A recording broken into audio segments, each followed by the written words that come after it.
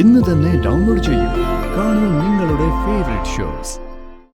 ഞങ്ങളുടെ മകന്റെ കാര്യത്തിലും അവന്റെ ഇഷ്ടമാ ഞങ്ങളുടെയും തീരുമാനം. അപ്പോ നമ്മള് രുക്മിണി ആന്റിക്ക് രമ്യക്ക് കൊടുത്ത വാക്കോ? സാഹചര്യത്തിന്റെ സമ്മർദ്ദം കൊണ്ട് ഞങ്ങൾക്ക് അങ്ങനെ എന്തെങ്കിലും പറയേണ്ടി വന്നിട്ടുണ്ടെങ്കിൽ ഞങ്ങളുടെ മകന്റെ ഇഷ്ട ഞങ്ങൾക്ക് വലുത്. എന്താ ചെയ്യേണ്ടത്? ഇവരെ മനസ്സൊന്ന് മാറ്റിയെടുക്കാൻ എന്താ വഴി? അത് വേണ്ട ചേട്ടാ, കട്ടൻ കാപ്പി. ആ, നല്ല ചൂട് കട്ടൻ കാപ്പി കുടിച്ചാലേ ചിന്തിക്കാനൊക്കെ ഒരു ഉന്മേഷം വരും. അതാ നിന്നോട് ഞാൻ കട്ടൻ കാപ്പി എടുക്കാൻ പറഞ്ഞേ. എന്താ ചേട്ടാ ഇത്ര കഷ്ടപ്പെട്ട് ആലോചിക്കുന്നേ? വേറെന്താ ആലോചിക്കേ? എന്റെ അളിയനെ കൊണ്ട് രമ്യ എങ്ങനെയെങ്കിലും കെട്ടിക്കാനുള്ള വഴി ആലോചിക്കുന്നത്. ആ ബെസ്റ്റ്. എന്റെ അമ്മയും അച്ഛനും അത് സമ്മതിച്ച് തരുകയും ചെയ്യും, ആ വിവാഹം നടക്കുകയും ചെയ്യും. നീ എന്താടെ അങ്ങനെ പറഞ്ഞത്? നിനക്കൊരു പ്രതീക്ഷയില്ലേ? എനിക്ക് ഒരു പ്രതീക്ഷയും ഇല്ല. അച്ഛനും അമ്മയും ഋതികയുടെ സൈഡാ. നമ്മൾ ഇനി എന്തൊക്കെ പറഞ്ഞെന്ന് പറഞ്ഞാലും അവരുടെ മനസ്സിന്റെ ഉള്ളിൽ ഋതികയും രാജുവും ഒന്നാവണമെന്ന് തന്നെയാ. ചേട്ടാ, നമ്മളീ ശ്രമിക്കുന്നതെല്ലാം വെറുതെ ആവില്ലേ? അങ്ങനെയൊക്കെ സംഭവിച്ചാ നമുക്ക് ആ പൈസ തിരിച്ചു കൊടുക്കേണ്ടി വരില്ലേ? വരും. അതാടി എന്റെ ടെൻഷൻ. നമ്മൾ വാങ്ങിച്ചതേ ഒന്നും രണ്ടൊന്നും അല്ല. നിനക്കറിയാലോ എല്ലാം. എല്ലാം കൂടി തിരിച്ചു കൊടുക്കണമെന്ന് പറയുന്നേ നിസ്സാര കാര്യമൊന്നുമല്ല. അയ്യോ, നമ്മളിനി എന്ത് ചെയ്യട്ടാ? എനിക്കൊരു ഐഡിയ തോന്നുന്നു.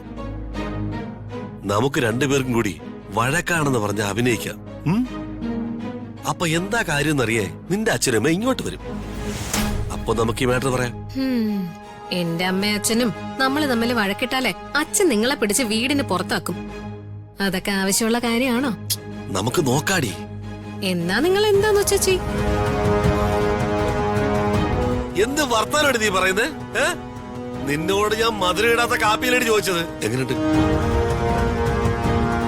നീ എന്നിട്ട് കൊണ്ടുവന്നെന്താ മധുരം ഇട്ട കാപ്പി?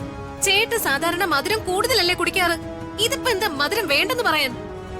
ഞാൻ ചേട്ടൻ പറഞ്ഞത് ശ്രദ്ധിച്ചില്ല. സാധാരണ എടുക്കും പോലെ തന്നെയാ കാപ്പി എടുത്തത്. ആഹാ, ഓഹോ, നീ തറുതല പറയല്ലേ എന്റെ അടുത്ത്?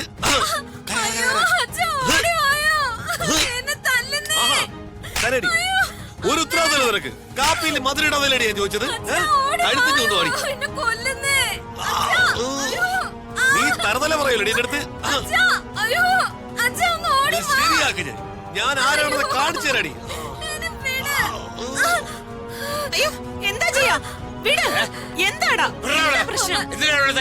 നിങ്ങളുടെ വളർത്തു ദോഷം എന്നല്ല പിന്നെ എന്താ പറയേണ്ടത്?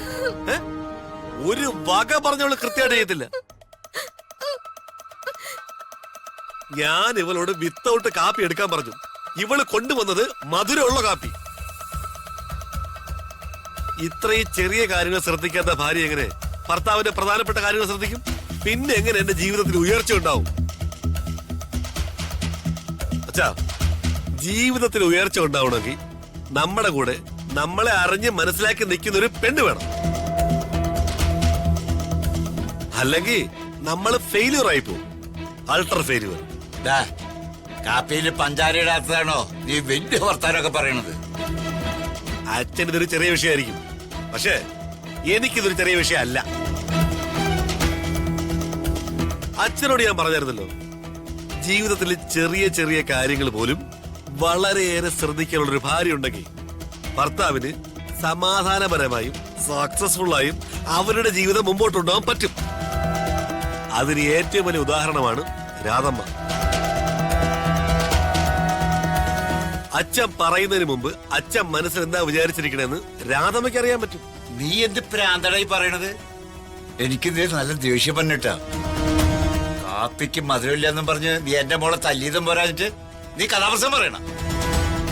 ഞാൻ ഉദ്ദേശിക്കണതേ നിങ്ങൾക്ക് ആർക്കും മനസ്സിലാകത്തില്ല. അതൊക്കെ മനസ്സിലാവണമെങ്കിൽ നിങ്ങൾ ഈ അവസ്ഥയിൽ വരണം. എന്റെ അവസ്ഥ എന്റെ അളിയിലുണ്ടാകാതിരിക്കാനാ ഞാൻ എന്റെ അളിയനെ കൊണ്ട് രമ്യയെ വിവാഹം കഴിപ്പിക്കണമെന്ന് പറയുന്നത്. ഇങ്ങനെ വളഞ്ഞു മൂക്കി പിടിക്കുന്ന ഭേദം നേരിട്ട് മൂക്കി പിടിക്കുന്നതാ. ഞാൻ വളഞ്ഞു മൂക്കി പിടിച്ചിട്ടൊന്നും ഇല്ല. പ്രിയമായിട്ട് ഞാൻ അല്പം സൗഹൃദപരമായി വഴക്കുണ്ടായെന്നേ ഉള്ളൂ. ഞങ്ങൾ തമ്മിലേ വഴക്കുണ്ടാകും, കുറച്ചു കഴിയുമ്പോ അതങ്ങ് കൂടും. അത് നീ പ്രത്യേകിച്ച് പറയേണ്ട കാര്യമൊന്നുമില്ല. നിങ്ങൾ തമ്മിലുള്ള സ്നേഹം എന്താണെന്ന് ഞങ്ങൾക്ക് മനസ്സിലായി, നന്നായിട്ട് മനസ്സിലായി. നിങ്ങൾ രണ്ടുപേരും ഒരു കാര്യം മനസ്സിലാലോചിച്ച് ഒന്നിച്ച് നീങ്ങിയ അതിനുവേണ്ടി എന്തും ചെയ്യുമെന്ന് ഞങ്ങൾക്ക് മനസ്സിലായി. അപ്പോ അതിനെക്കുറിച്ചൊന്നും നീ പറയണ്ട. നിനക്കിപ്പോ എന്താ വേണ്ടത്? പഞ്ചസാര വേണ്ടെന്നാണോ അതോ നിന്റെ അളിയനെ കൊണ്ട് രമ്യയെ വിവാഹം കഴിപ്പിക്കണമെന്നാണോ? എനിക്ക് എന്താണോ വേണ്ടത് അത് ഞാൻ പറഞ്ഞു കഴിഞ്ഞു. ആ, എനിക്ക് അളിയനെ കൊണ്ട് രമ്യയെ വിവാഹം കഴിപ്പിക്കണം. ഓ, രമ്യ അളിയന്റെ ജീവിതത്തിൽ വന്നു കഴിഞ്ഞാൽ നമ്മുടെ സാമ്പത്തിക ബുദ്ധിമുട്ടും പ്രശ്നങ്ങളെല്ലാം മാറും. അത് എനിക്ക് വേണ്ടി മാത്രമൊന്നുമല്ല, ഇവിടെയുള്ള എല്ലാവർക്കും ഗുണം ചെയ്യും. എന്തിനാ ജയ വീണ്ടും വീണ്ടും ഇക്കാര്യത്തെ കുറിച്ച് സംസാരിച്ച് ഇവിടെ പ്രശ്നം ഉണ്ടാക്കുന്നേ? നിനക്കറിയാലോ, ഇവിടെ ഞാനും വേണുവേട്ടനും ഞങ്ങളുടെ മക്കളുടെ ആഗ്രഹങ്ങൾക്കൊന്നും ഒരിക്കലും എതിരല്ല. നീ ഇവളെ പെണ്ണ് കാണാൻ വന്നു, ഇവളെ ഇഷ്ടപ്പെട്ടു. പ്രിയയ്ക്ക് നിന്നെ ഇഷ്ടപ്പെട്ടു. നിങ്ങൾ പറഞ്ഞ സാമ്പത്തികമൊന്നും ഞങ്ങളുടെ കയ്യിലില്ലായിരുന്നു. എന്നിട്ടും ഞങ്ങള് ഇവളെ നിനക്ക് വിവാഹം കഴിച്ചു തന്നു. ആ ബാധ്യത പോലും ഞങ്ങൾക്ക് ഇപ്പോഴും തീർന്നിട്ടില്ല. ഞങ്ങളുടെ മകന്റെ കാര്യത്തിലും അവന്റെ ഇഷ്ടമാ ഞങ്ങളുടെയും തീരുമാനം. അപ്പോ നമ്മള് രുക്മിണി ആന്റിക്ക് രമ്യക്ക് കൊടുത്ത വാക്കോ? സാഹചര്യത്തിന്റെ സമ്മർദ്ദം കൊണ്ട് ഞങ്ങൾക്ക് അങ്ങനെ എന്തെങ്കിലും പറയേണ്ടി വന്നിട്ടുണ്ടെങ്കിൽ ഞങ്ങളുടെ മകന്റെ ഇഷ്ട ഞങ്ങൾക്ക് വലുത്. അച്ഛാ, നിങ്ങളൊന്ന് പ്രാക്ടിക്കലായിട്ട് ചിന്തിക്ക്. നമ്മുടെ കുടുംബത്തിന്റെ സാമ്പത്തിക ഭദ്രത ഉറപ്പാക്കുന്ന ഒരു കാര്യമാണ് രാജു രമ്യയായിട്ടുള്ള വിവാഹം. നിങ്ങൾ ശരിക്കും ആലോചിച്ച് നോക്ക്. ഈ മനസ്സിന്റെ ഉള്ളിലുള്ള നന്മയും സത്യസന്ധതയൊക്കെ നല്ലതാണ്. പക്ഷേ അത് കൂടുതലായി കഴിഞ്ഞാലേ പട്ടിണിയായി പോകും കുടുംബം. എടാ പൊന്നുമോനെ, ഓ, നീ പ്രിയെ വിവാഹം കഴിച്ചതിന് ശേഷം എത്ര തവണ ഈ വീട്ടിൽ വന്നിട്ടുണ്ട്? ഓ, ഇതുവരെ ഈ വീട്ടിൽ നിന്ന് നിനക്ക് ഒരു നേരത്തെ ആഹാരം കിട്ടാതിരുന്നിട്ടുണ്ടോ? അല്ലെങ്കിൽ ആഹാരത്തിന് ഞങ്ങൾ ബുദ്ധിമുട്ടുന്നത് നീ കണ്ടിട്ടുണ്ടോ? അതുകൊണ്ട് അധ്വാനിക്കാൻ മനസ്സുള്ളവർക്ക് വലിയ സമ്പാദ്യമൊന്നും വേണ്ടടാ. ആരോഗ്യമുള്ളിടത്തോളം കാലം അധ്വാനിച്ച് ജീവിക്കും. ബാക്കിയൊക്കെ മുകളിലുള്ള ദൈവം നോക്കിക്കോളും. ദൈവത്തിന് നിരക്കാത്തത് ചെയ്താ അത് രോഗങ്ങളായിട്ട് മാറും. പല പ്രശ്നങ്ങളായിട്ട് ജീവിതമാകെ കുട്ടിച്ചോറായിട്ട് മാറും.